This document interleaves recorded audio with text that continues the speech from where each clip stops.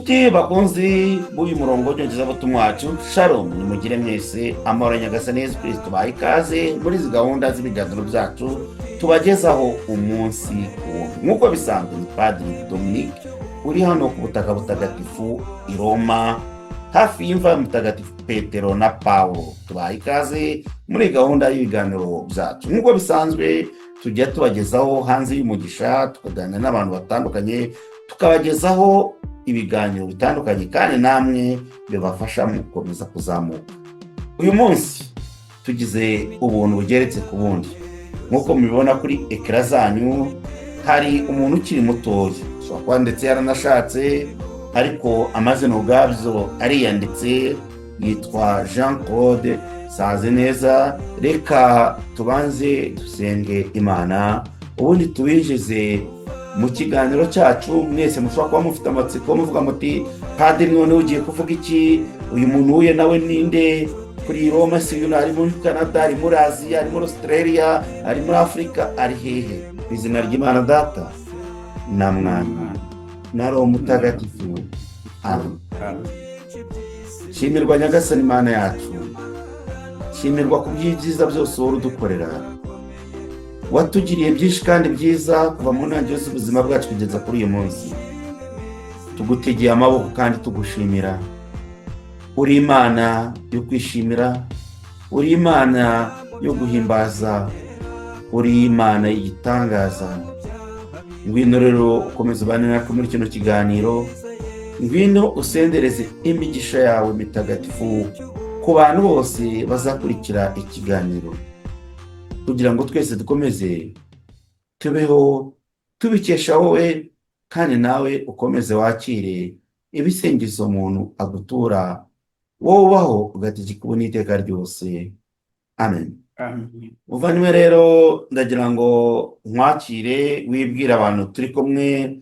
Ni ubwa mbere uje kuri uyu murongo wacu, ariko abantu tutari kumwe ndagira ngo abantu baje bwa mbere kuri uyu murongo, cyangwa se abantu batari bamenyereye uyu muvandimwe, nawe afite umurongo w'inyongezabutumwa mu byo aza kuvuga. Yenda ndakeka ko muza kumukurikira neza. Twifuje ko duhuza imirongo. Mu gihe narimo umushakisha, ndaraza kuvuga n'impamvu twahuye. Njye ndi Roma, sinzahana, araza kubabwira twahuye gute, byatewe n'ikintu, kubera iyo mpamvu.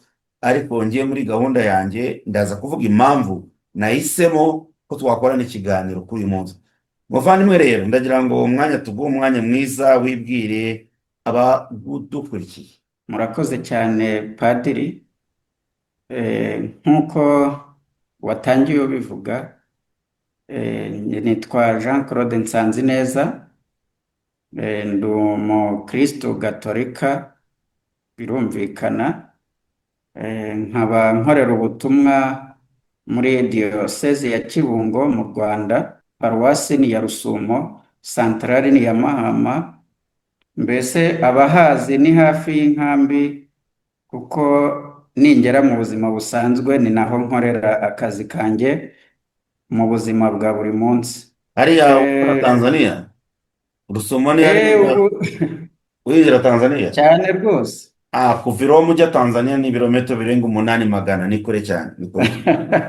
Isusubiza ikibazo abantu barimo bibaza ngo uriye. Yego, ikoranabuhanga ni ryiza rero. Ubwo kano kanya ibyo birometero twebwe turi kubikora mu kanya gatoya tukaganira. Mu buzima bundi ndi umuhanzi gatolika w'indirimbo za liturujia. Nkaba n'ubundi mbikorera hano mu Rwanda. Ndi umuhanzi w'indirimbo rero, ariko noneho muri kiliziya hari icyo twita abanyamuziki. Ndi umunyamuziki gatolika rero. Nkaba ari nanjye uhagarariye abanyamuziki ba duwayene yacu ya Rusumo, igizwe n'amaparuwasi 7. Byiza cyane, byiza cyane. Mu minsi ishize habayeho gushinga korali ya diyoseze yacu ya Kibungo y'abanyamuziki. Yego. Ubwo wenda igihe nikigera nacyo tuzagirana ibiganiro byerekeye aho ngaho. Ubu mufite korali muri diyoseze ya Kibungo? Mufite korali ya diyoseze? Dufite korali ya diyoseze y'abanyamuziki. irimwo abanyamuziki gusa? abanyamuziki gusa. ngewe ibintu by'umuziki rwose Jean Claude ntuze kubimbazaho, ndabyumva, nkunda kuririmba ariko nkunda ibintu by'umwimerere ndaririmba, ariko indirimbo iyo ngerageje kuyimenyamenya igitero cyonyine gusa kimwe, nta oya Yego. inyikirizo nari nibeshye, inyikirizo nshobora kuba ndiyo Yego. mugenga wanjye Yezu, Yego rwose. kanacitse n'inyikirizo ntabwo nari nakayishoje. Yego. Urumva rero ni ibintu Rero byiza, ni ibintu byiza kuba rwose mufite korali ya diyosezi, ubwo dushuje nabo bavandimwe musangiye ubutumwa. rwose ndabasuhuje Bayasese Jean Marie Vianney niwe uhagarariye abanyamuziki ku rwego rwacu rwa diyoseze, Mhm. ariko korali ikaba ihagarariwe n'uwitwa Nkunzu Rwanda, Yego. n'ubundi nawe no kuri katederali Kibungo kuri diyoseze. Mm. Hakaba noneho tugira n'uwo bita duwaye wa diyoseze. Mm. Uwo duwaye wa diyoseze we yitwa Jean Marie Vianney, nawe n'uw'i Mukarange hariya kuri paruwasi ya Mukarange. Mm. Rero urumva ko ni umurongo mwiza ugendanye n'umuziki mu iterambere ryacu rya diyoseze yacu ya Kibungo.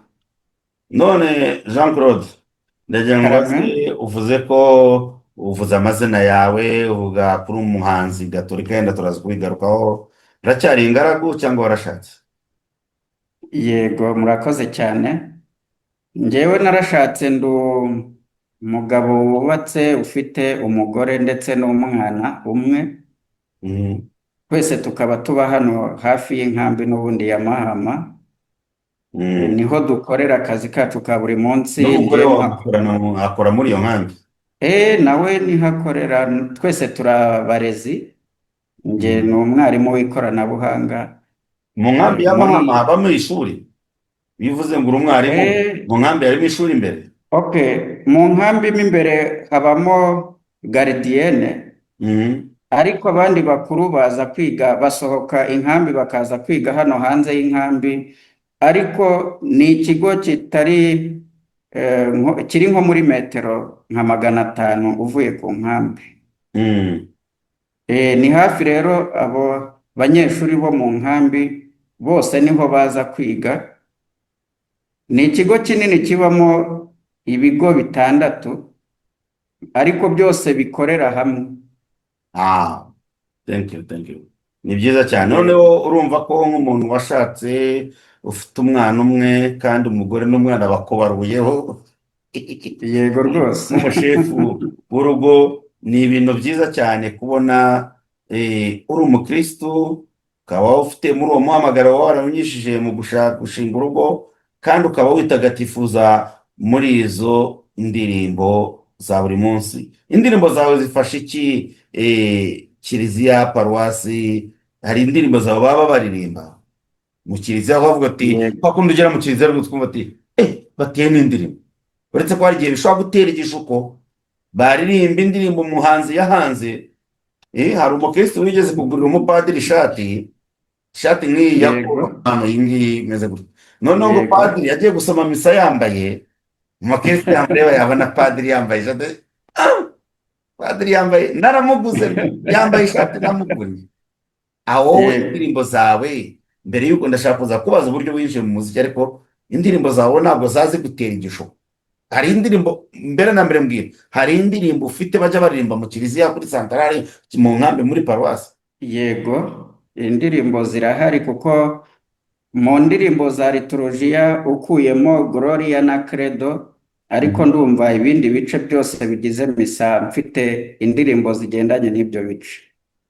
duteremo indirimbo imwe, abo ubu ngubu yitubikemo twumva, nibura mu ijwi ryawe, nuri mu muziki muri studio hano i Roma, rwose uzamura indirimbo yawe uri ku Rusumo, ijwi ryawe rive ku Rusumo urigere hano i Roma.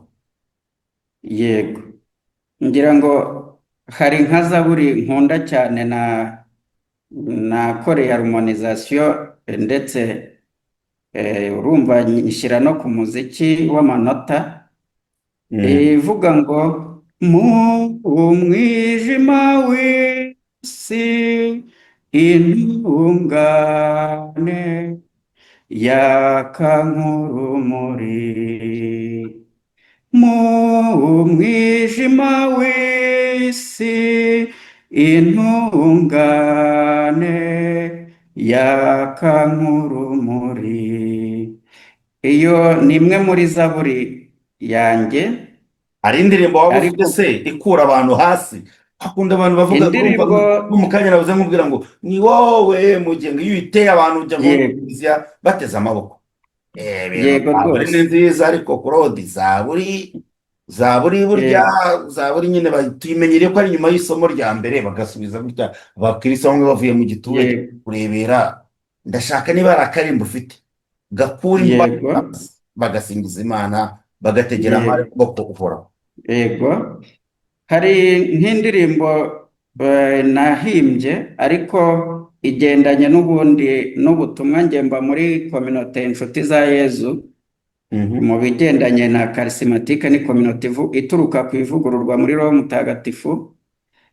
Iyo ndirimbo rwose ihagurutsa abantu, yitwa kuva mu byaha.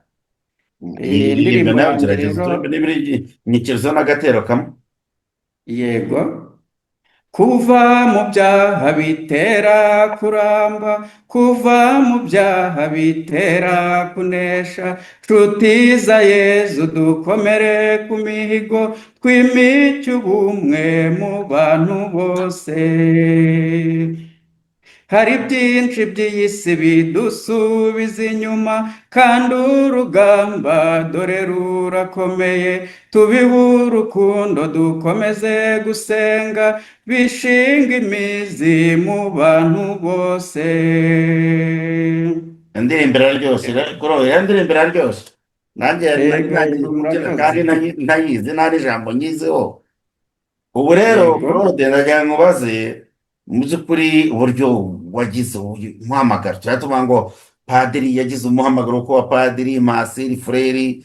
muri iyi si umuhamagaro ni ngo aho umuhamagaro wo kuririmba kwawe, turagira ngo tubwire parcours, urugendo rwawe mu muziki n'ubuzima bwawe muri rusange.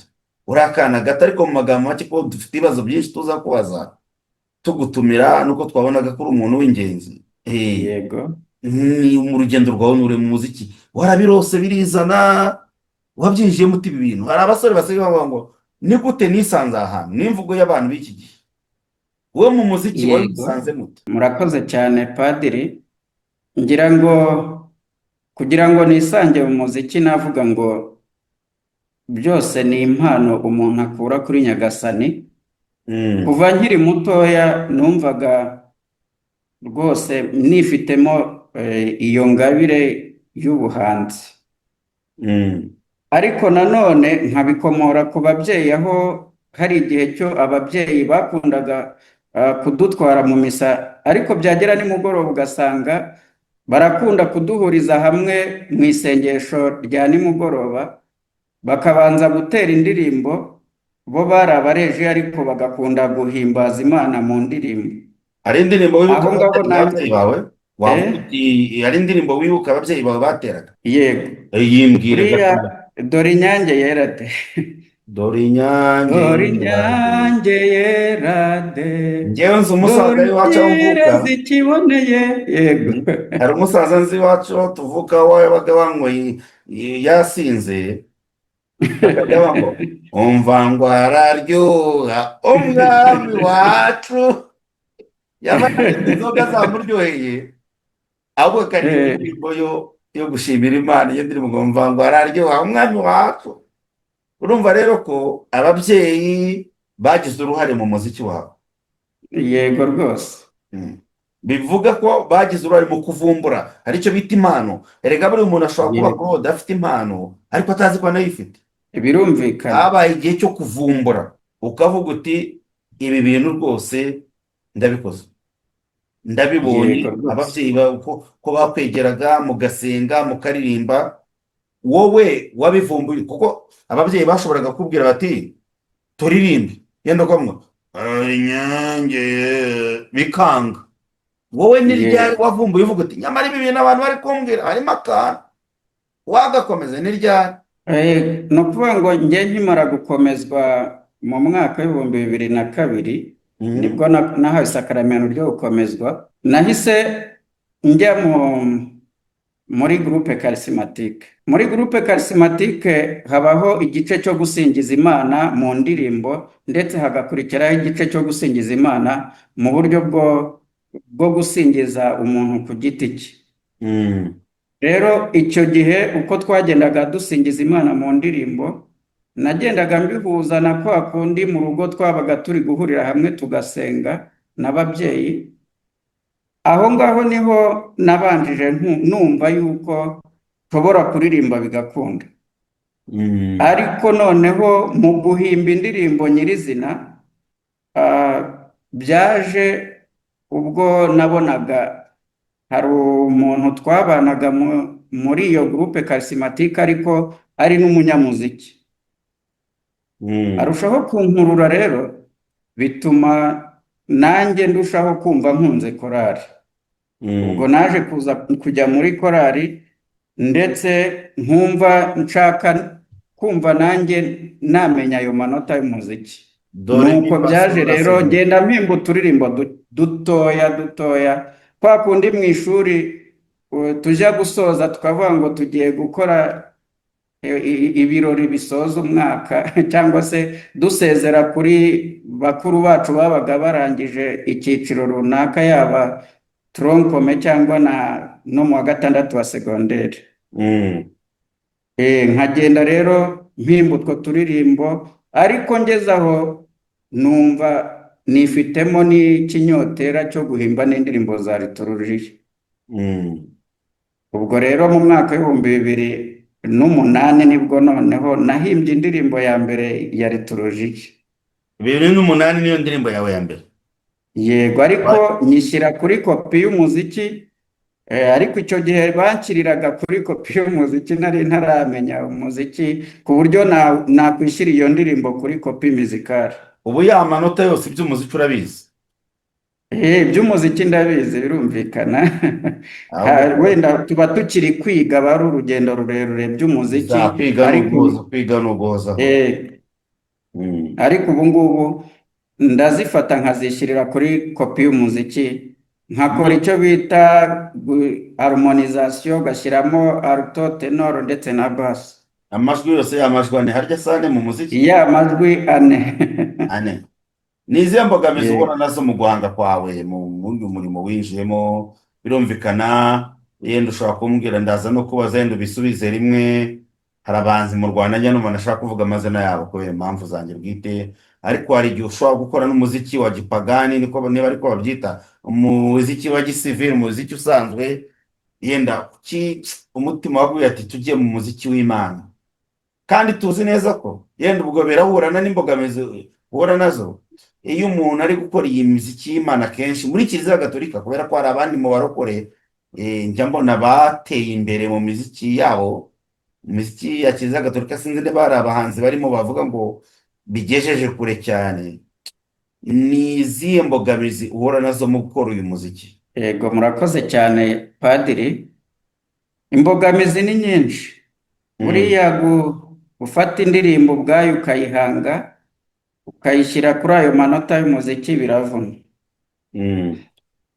Noneho iyo wongeyeho kuvuga ngo ugiye kuyijyana muri studio, urumva hazaho indi cost cyangwa se ikindi giciro cy'amafaranga.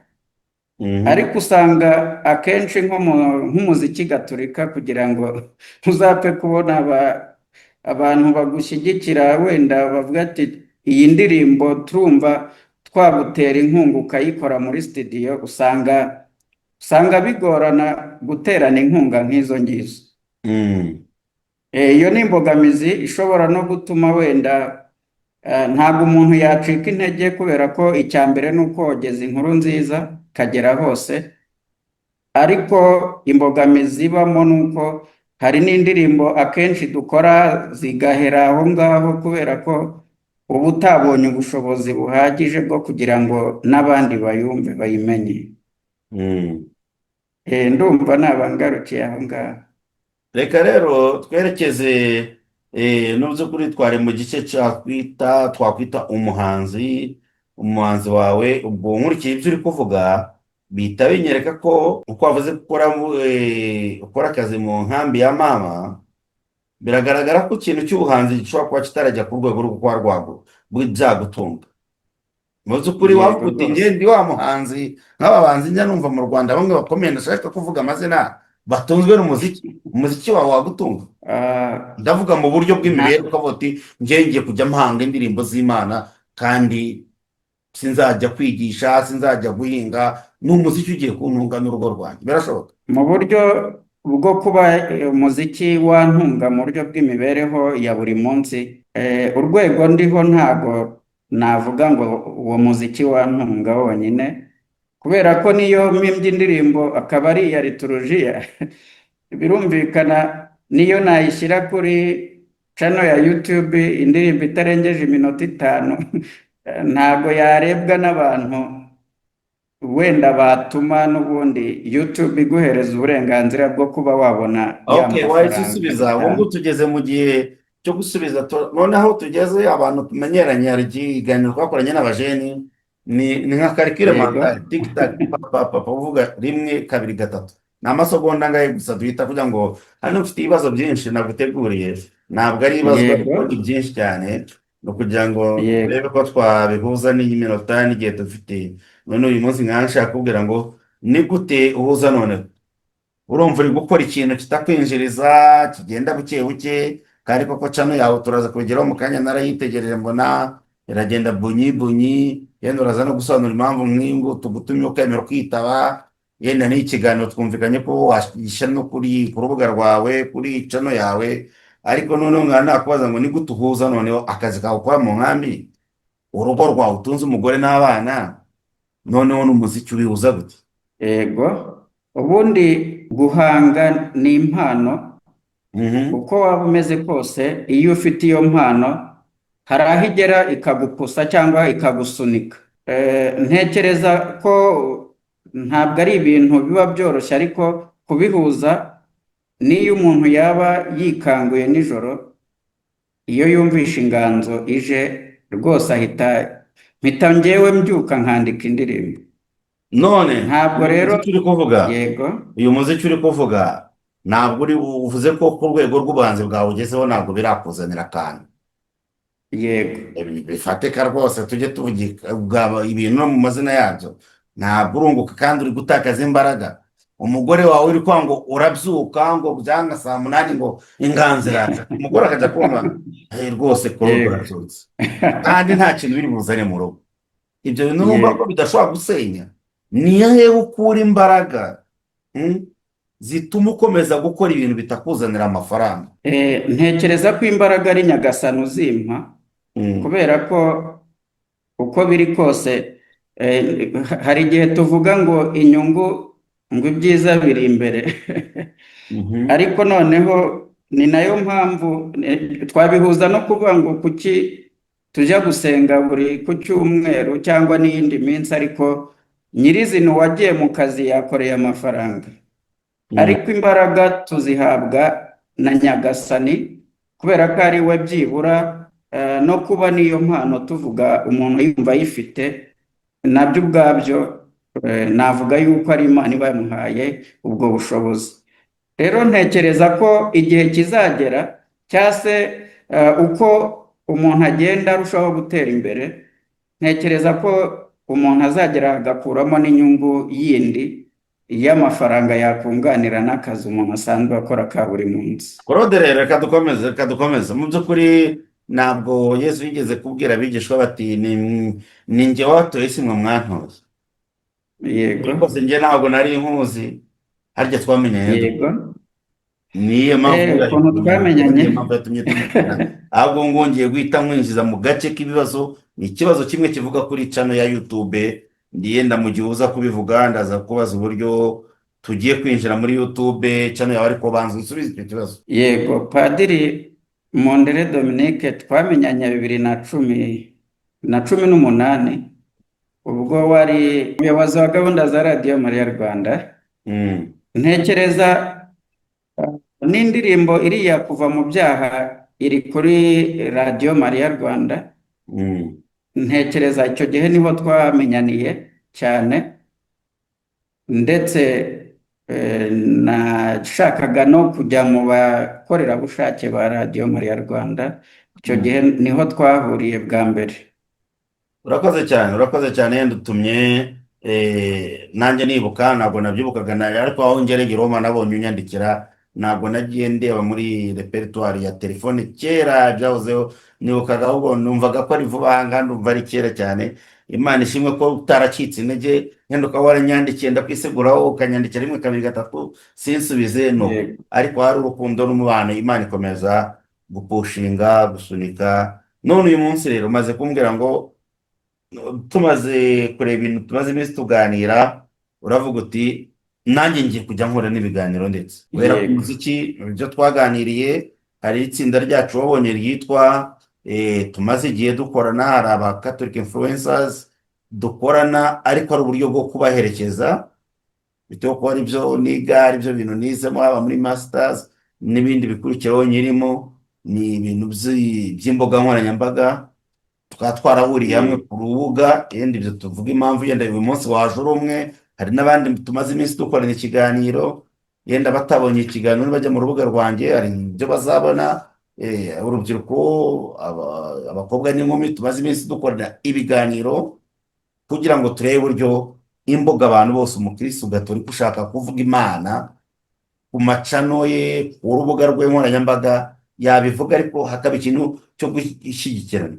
nkagira ngo nkubaza ngo ni gute watekereje kuva muri, navuga, kuva mu ndirimbo ukazigumamo, ariko avuga ati ngiye no kujya nanga ibiganiro ariko mvuge. Yego, murakoze.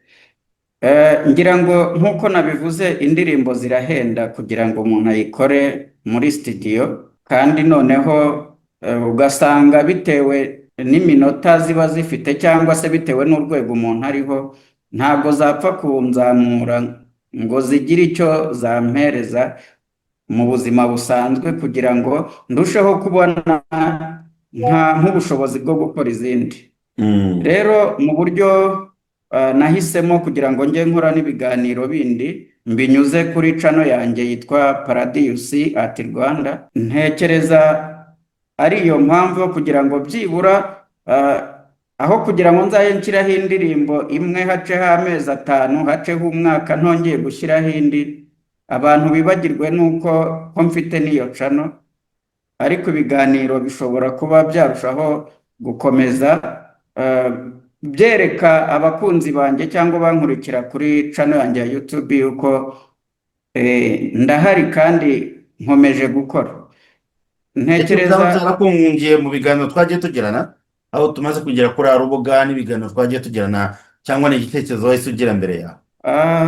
Igitekerezo cyo kuba nava mu gushyira indirimbo zonyine kuri channel yanjye yitwa Paradise at Rwanda cyaturutse mu biganiro nagiye ngirana nawe Padiri, kubera ko naje gusanga biri mu byandindije uko nategereza gushyiraho indirimbo haciyeho igihe kirekire, kandi abakurikira channel bageraho bakibagirwa ko hari n'ibintu nshyiraho.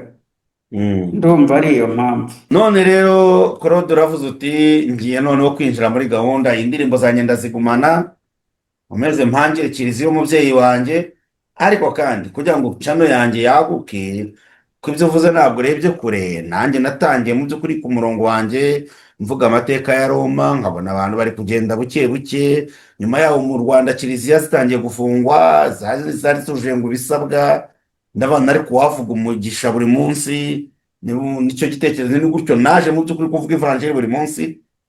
Nyuma yaho ariko ndavuga nanone nkabona biri kutayihuta cyane, abantu wajya utumira abantu, mu by'ukuri canagira ibyo bintu bitatu. Ni ibintu byiza. Ubu navuga rero content zawe ugiye kujya ushyiraho nka content creator cyangwa se influencers. Umwe mu ba influencers Kiliziya Gatolika bashize imbere mu mwaka wa yubile, umwaka ushize Papa Leon wa 14 yakiriye n'abagatolika bakorera kuri murandasi, ku mbuga nkoranyambaga zitandukanye, barabakira barishima. Wowe ugiye kwibanda kuki?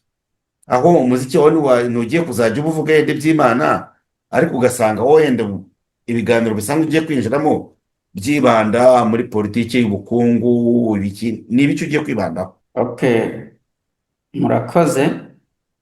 Ntabwo wenda ngiye kwibanda ku bindi binyuranye cyane na kiliziya. Ni ibiganiro bizajya biba n'ubundi ari ibyo kogeza inkuru nziza, gutumira abantu b'abanyamuziki bagenzi banjye, tukavuga ku bigendanye n'umuziki dukora, ndetse tukongera tukanavuga buriya hari n'ibyiza byo kuba muri kiliziya padiri.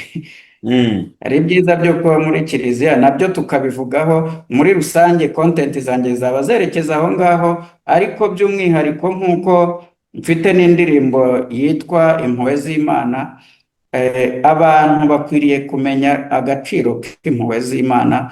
Kuba ibyo byose tubikora, kuba umuntu ashobora gufungura cano igakurikirwa, buriya ni ku mpuhwe z'Imana. banza ariyo mpamvu washize n'iyo foto. Iyo foto niwo wayimpaye, ntabwo ari njye wayihisemo. nari mfite Cyane ifoto yanjye rwose. y'umujyi wa Roma, ariko ndebye iyawe Yesu ateze ikiganza n'amani, reka ngwe cyubahiro aba ariyo dukoresha. Ni ukuvuga ngo ibintu by'impuhwe z'Imana biri imbere yawe muri wowe. Ndagira ngo noneho nyuma yaho tubwiye uburyo wazamutse, uburyo wanyuze mu muziki, uburyo ababyeyi bagushyigikiye, ariko ntabwo wigeze unatubwira buriya n'abantu mwiganye baba bakeneye kumva bati ariko Claude twe ko atatuvuze undi aho utuye ahandi muntu yavutse avuga ati mu kagari, mu mudugudu, mu murenge, nize kuri primaire, nize kuri segonderi, niba wagize na kaminuza ukabivuga. Ikiganiro nk'iki Yego, goranye abantu benshi baba bagiteza bagushaka. birumvikana. Ngira ngo mu buryo busanzwe nakuriye ahantu habiri. Nakuriye mu karere ka Kirehe. Abantu bazi ahantu hitwa i Gatore, aho niho nakuriye aho bita nanone i Gahara. Sinzi nimba warigeze wumva aho bitaga kera mu Butamu. wayangira ahantu nzi muri Kibungo no kujya kurusoma njya Tanzania, nanjye njya Tanzania n'Ikibungo mu gusa. Aho hantu rero niho nakuriye, ariko by'umwihariko nk'abazumva iki kiganiro bazabona yuko nk'aho nize Rusumo High School, nari umucuranzi wo muri egirize y'abanyeshuri ibamo imbere mu kigo. Urumva ko kugera muri kaminuza. Yego, Wize kaminuza? nize Tumba College of Technology. Ngira n'amahirwe yo kubahimbira indirimbo isingiza iyo kaminuza. Indirimbo isingiza iyo kaminuza niwo wayihimbye? Yego. Urumva rero ko Imana yagiye gukorera ibintu bitangaje. Imana yagiye inkorera ibitangaza bikomeye. Rero 2018 buriya nabwo ngira ngo nabaga muri paruwasi yitwa Kansana, aho nagerageje mpimba indirimbo ya yubile ya diyoseze yacu ya Kibungo. Ariko Kansana ishobora kuba ari paruwasi, nkurikiye ibyo mbona ku mbuga nkoranyambaga. Kansana ni paruwasi idashaje, si paruwasi iri nshyashya? Ni paruwasi nshyashya yavutse kuri paruwasi ya Zaza. None reka Claude nkugeze ku bibazo. N'iki cyakubabaje cyane ariko bikaguha isomo rikomeye mu buzima bwawe nka Claude? Hagiye ubona ati ikintu cyarambaje cyansigiye n'isomo. Hari ibintu bitubabaza, reka ntibigire n'icyo bitwigisha. Yego, ndagutunguye. urantunguye, ariko nanjye ndaje ndagusubiza mu kintu cya mbere wenda cyambabaje ariko kikambera isomo. Nuko nagiye mba ahantu hatandukanye, ngenda menyana n'abantu batandukanye, ariko kano kanya nkaba ndi hano Mahama. Hariho abavuga ngo nakabaye wenda ndahandi, nkurikije aho nagiye mba hatandukanye kandi haravanze kurenza hano Mahama. Ariko naje gusanga hano Mahama ariho Imana yagombaga kuba yampereye umufasha mbana nawe. Nuko ngo ujya gushaka umugore wawe wamushatse ariko umaze kubona akazi aho ngaho muri iyo nkambi ya Mahama. Cyane rwose. Ariko si cyo nta gitungura Imana rero. Icyo kiri mu bintu se byakubabaje? Ikumbabaza wenda njye numvaga nshaka kuba mu mujyi nkurikije ibyo ahandi. Nuko ngo ukihagera wumvaga gukora akazi mu nkambi bikubabaje, ariko nyuma yaho ugakura umugisha. Mpakura umugisha. None n'iki wishimira kurusha ibindi mu byo umaze kugeraho? Wavuga ati ni byinshi Imana yamfashe, ariko iki cyo Ah, Mu byo nishimira kuruta ibindi ni uko mfite umuryango kandi umuryango ukaba ushingiye kuri Kristo. none se koro iyo umaze kubona abahanzi hari abenshi uri umuhanzi uti namvise ndi mu rugo iwacu barihanga purito iwacu baririmba bikanshimisha bugera nabwo uba umuhanzi, ariko hari abahanzi ujya wumva mu Rwanda ntashaka kuvuga amazina yabo, ariko mu bahanzi Yego. gatolika nabo navuga hari abahanzi kimwe mu bintu mbona muri kiliziya gatolika sinzi ibyo uri bumbwire, ariko njyewe mbona abahanzi muri kiliziya gatolika nta muhanzi nzi ukomeye cyane mu by'inyuma twavuga ngo uyu nguyu Yego. ni umusitari ukomeye yazamutse atunzwe n'indirimbo za kiliziya gatolika akoresha ibitaramo iki, uba usanga tuvuye nko mu barokore harabona ashaka kuvuga ariko barimo none aha niyo Yego. mpamvu nari ngo iyo ubona abandi bahanzi bageze kure atari n'abagatolika gusa,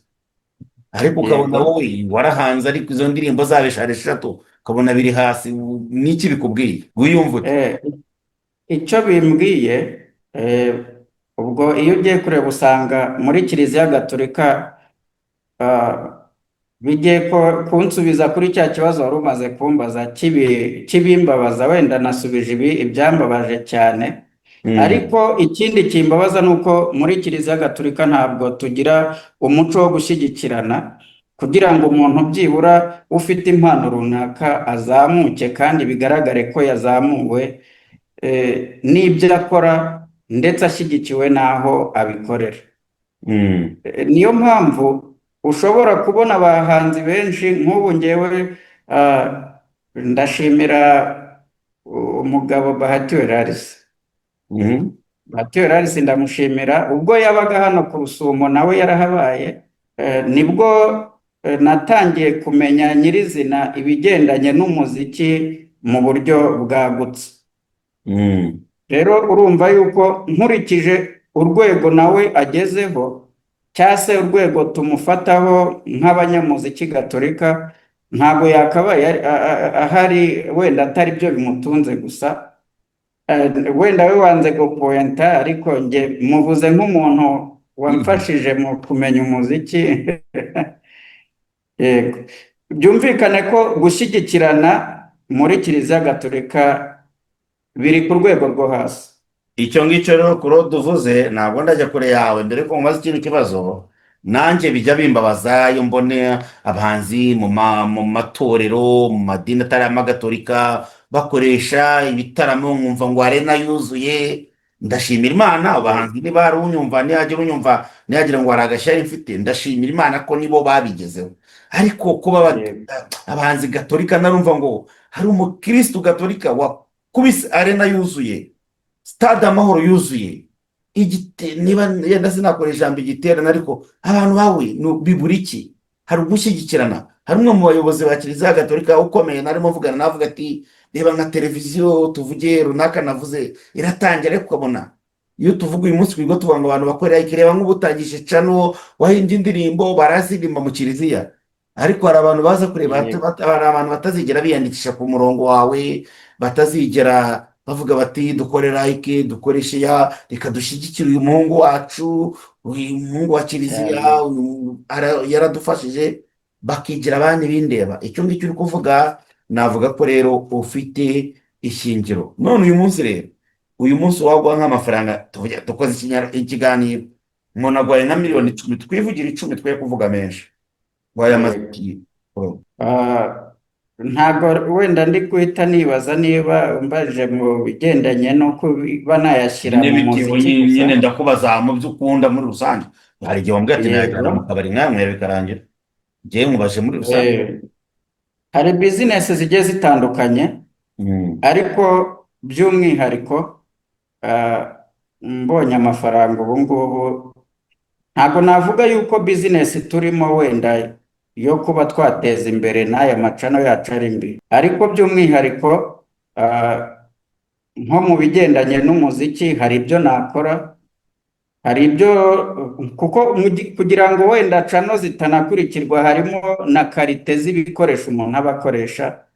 Ngira ngo wagiye nawe ubibona, videwo igaragara neza itandukanye na videwo ya telefone cyangwa se mu yandi magambo ya wowe kamera wakwigurira amafaranga idasobanutse. wahita wikorera ka studio k'ibikoresho bifatika. Nakora ka studio byibura gafatika, kandi noneho ibyo ngibyo nzi yuko hari icyo byantezamo imbere.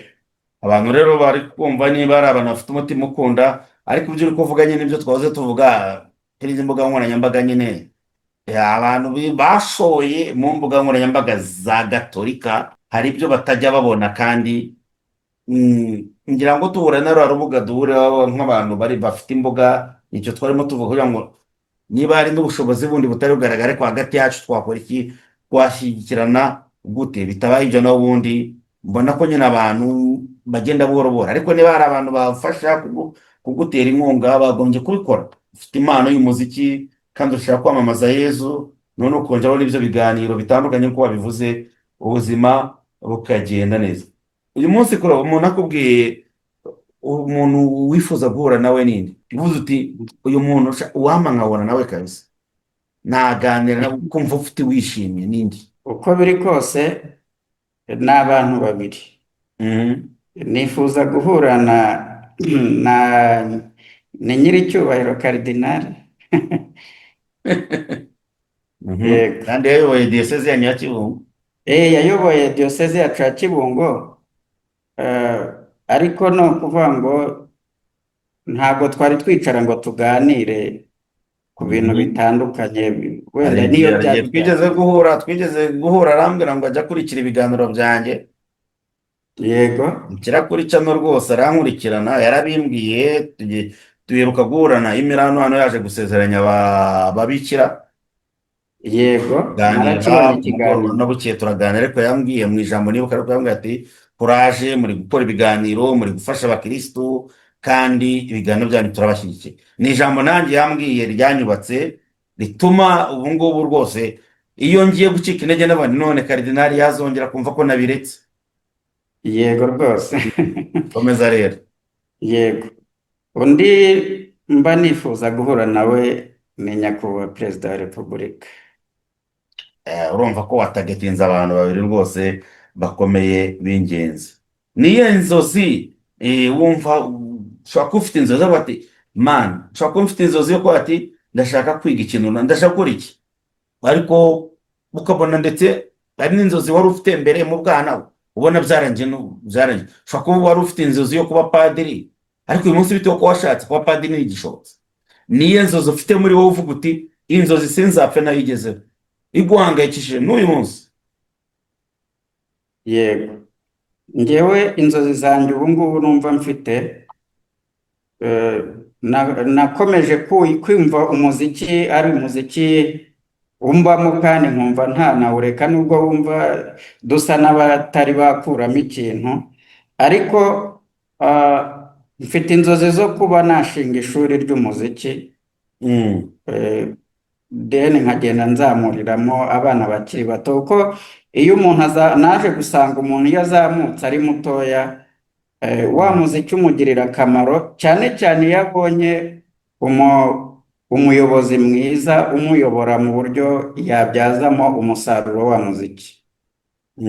None rero, noneho ni ubuhe butumwa, tugana ku musozo, ni ubuhe butumwa wagenera urubyiruko, n'ubwo wenda washatse ariko ku maso ndakubona wambaye amarinete, yenda abantu ntibari kuyabona, ntibari kubona neza, keretse kuramo gatoya amasegonda nk'abiri kugira ngo hatagira ikibazo. Yenda abantu barakubonye, kugira wambare rinete bitewe ko ufite ikibazo cy'amaso, ngo uzambare, yenda barakubonye. Niki biragaragara ko ukiri mutoya, ni izihe mpanuro waha urubyiruko bagenzi bawe? Hari abari mu makorari hirya no hino, nubwo washatse ariko ntabwo uracyari mu rubyiruko, mu bantu bakibyiruka. Ni ubuhe butumwa nyuma y'ikiganiro tugiranye wavuga uti iri jambo ndaritanze nka Claude? Yego, murakoze. Ubutumwa naho urubyiruko muri rusange, urubyiruko rwiza n'urubyiruko rukunda Imana, ngira ngo niyo mpanuro ya mbere naheraho. Ibyo umuntu yakora byose bitarimo gukunda Imana, kugira ngo bimuhire biragorana. Icyo ni kimwe. Dukomere kuri Nyagasani, kandi azatugeza aho twifuza hose. Icya kabiri mu butumwa naha urubyiruko ni ukudacika intege mu buryo babayeho cyangwa se mu byo bakora, kubera ko hari igihe umuntu ashobora kugira imbaraga nkeya ariko igihe kikagera ubushobozi bukaboneka agatera imbere mu byo yifuza kugeraho, kandi hamwe n'Imana byose birashoboka. none rero mu gusoza ndagira ngo hari abantu bashobora kuba bari inshuti bavuga ati byo mbega Claude we nyuma y'imyaka 5 yari yaracupiye cano yashinze cano araduta kandi ntibamenye n'ibibazo wahuye nabyo. Njyewe ibintu by'umuziki njya mbyumva, hari abantu bahimba indirimbo ariko indirimbo kugira ngo iboneke ku mashusho iravunana cyane. Hari bamwe bari baranagukunze bavuga bati Claude nguyu ari kuzamuka, bari barakubuze. Ariko uyu munsi bibura ndagira ngo babwire ijambo ribahumuriza, ribavuga ati nimuhumure ndaje, mu gihe n'akaririmbo kazajya kaza yenda nka rimwe mu mwaka, ariko nimuhumure dore n'utuganiro ndajya mbaganiza muri wa murongo wavuze. Hari abo mukora nawe wanyuze inzira wose, yenda ugira iryo jambo ubwira abantu bose muri rusange, ubundi tugane ku musozo. Yego, murakoze. Ngira ngo nk'uko bivuze mu gusoza, nabwira inshuti zanjye, yewe yaba ari abarayiki ndetse n'abapadiri n'abihaye Imana barahari tuziranye b'inshuti zanjye kandi bakunda n'ibyo nkora.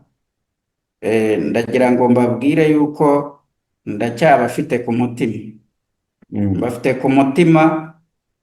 Ntekereza n'ibikorwa wenda dukora cyane cyane muri diyosezi yacu ya Kibungo, yaba nabakubwiye ko nahimbye indirimbo ya yubile ya diyosezi ya Kibungo, ndetse n'iya paruwasi yasingiza nayise icyishongoro cya yubile ya paruwasi ya Rusumo, ubu ngubu ndi gukoreramo ubutumwa. Ntekereza ku rwego rwa kiliziya abo ngabo bose bari bategereje ngo se nzongera gukora izindi ndirimbo zigera nko kuri cano cyangwa se kugira ngo buri wese azumve ryari, ariko vuba aha cyane, hamwe n'uko tuzajya dukora n'ibyo biganiro n'izo ndirimbo, nzajya agenda nshishamo bagende bazibona, bagende bazumva. Ikindi, yaba abo twiganye, ngira ngo yaba abo twiganye kaminuza, abo twiganye segonderi, nabo hariho abantu batari baheruka kumbona, ariko nk'uko wabivuze ndacyabafite ku mutima. Byumvikane ko rero icyo mbakeneyeho nta kindi ni ugukomeza kunshyigikira, ni ugukomeza kumba hafi, kandi nanjye nzi neza yuko nzakomeza kubaryohereza muri ibyo biganiro. Murakoze. Imana rero mwese ikomeze iduhane umugisha. Ni kuri uyu munsi hamwe na studio zacu hano i Roma, butaka butagatifu bwa Petero na Paulo batagatifu, twiyemeje kandi twihaye umugambi mwiza wo kuvugisha bamwe mu bantu bari mu Burundi, batwumve neza bagenzi bacu bari mu Burundi bashaka ko tuvugana. Dutanga nomero zacu, dutanga email yacu kugira ngo mutuvugishe kandi dukorane, dushyigikirane. Icyo turebera hamwe nk'uko Claude yabivuze, mu by'ukuri cyaduhuje nta kindi nuko yamamagaye akavuga ati padiri ibi bintu kuri kubyiga tubiganireho, reka tujye inama ni gute twazamuka. Ni muri urwo rwego rero njye inama nagwaye Claude, kandi kuyivuga ntitwatinya no kubivugana uko ngo uri guhanga indirimbo, ariko reka no mu biganiro bisanzwe, wize kaminuza uri gukora akazi kugira gute, hari ubumenyi bwinshi bifitemo wasangiza abandi. Ndagira ngo ngushimire rero kubw'iyo ntambwe wateye, uvuga uti ndakomeza mpange, ariko n'ibiganiro tubikore ku rundi ruhande, turebe kandi uburyo channel zacu zazamuka. Ndagira ngo nsaba Kristo Gatolika, Claude channel ye iracyari hasi cyane bitewe n'indirimbo, kandi n'indirimbo ze birumvikana, ariko nagira ngo abantu mukurikira kino kiganiro cyane cyane ku rubuga rwanjye nka Padiri Dominique, abakurikira mujye kureba channel ya Claude ongera uyisubiremo baze hose bihute biyandikisha. Yego, channel yanjye ni Paradius @Rwanda cyangwa se Paradius@Rwanda. Yego, ni karibu rwose byandikira kugira ngo abantu tubyandike hasi aho uri kubivuga mu kirimi kimeze nk'icy'amahanga, uburyo hari nk'abakecuru n'abantu bari mu cyaro hirya hariya badashobora kumenya uko byitwa, uko byandikwa, bakabishaka bakabibura. Ariko ndaza kugwa no kuri collaboration ikirino kiganiro, ku buryo abantu baza kubona kuri channel yanjye baraza kwibonamo, nubwo hari abantu b'abahanzi batandukanye dukorana, cyangwa se abakristo gatolika bafite amacano dufitanye akantu kameze nk'ishiramwe dukorana. Ndagira ngo tuze no kuzamurana, abantu bakuzamure, bityo ukore wishimye. Nta muntu wanga gukora ibintu. Iyo ukora ikintu cyiza umuntu akavuga ati courage, komera. Nanjye kuri channel njya mbibona iyo mbyutse, buri gihe iyo mbyutse ikintu ndebaho cyane rwanda, ese mu bantu ibihumbi bingahe nari mfite hari umuntu wiyongereyeho. Niyo nsanze hari umuntu wiyongereyeho, ndashima Imana, ndashima Imana. None uyu muntu nibura yavanjiri wa mugisha buri munsi agiye kurokoka, hari ikintu cyiza agiye kugera. Imana rero mwese ikomeze ibarinde, mukomeze muhabwe umugisha n'uhoraho. Turabashimiye mwe mwese mukurikira Padiri Dominique, ariko kandi mukaba muri n'inshuti abavandimwe ba Jean Claude Sazineza hakora aho ngaho. Turakomeza kandi abantu bari mama mu nkambi, uhoraho mukomeze mu mwambaze. Imana ishobora byose, nibyo koko nta kidashoboka mu maso y'Imana. Ni Padiri Dominique ubabereye hano i Roma, ndetse yari kumwe na Jean Claude Nsanzineza, Diyoseze ya Kibungo, Paruwasi ya Rusumo, Santarari ya Mahama. Ushobora byose mwese abarindi, abaherekeza, abaha umugisha. Imana Data na Mwana na Roho Mutagatifu. Amen. Dushimire Imana yo yadukunze.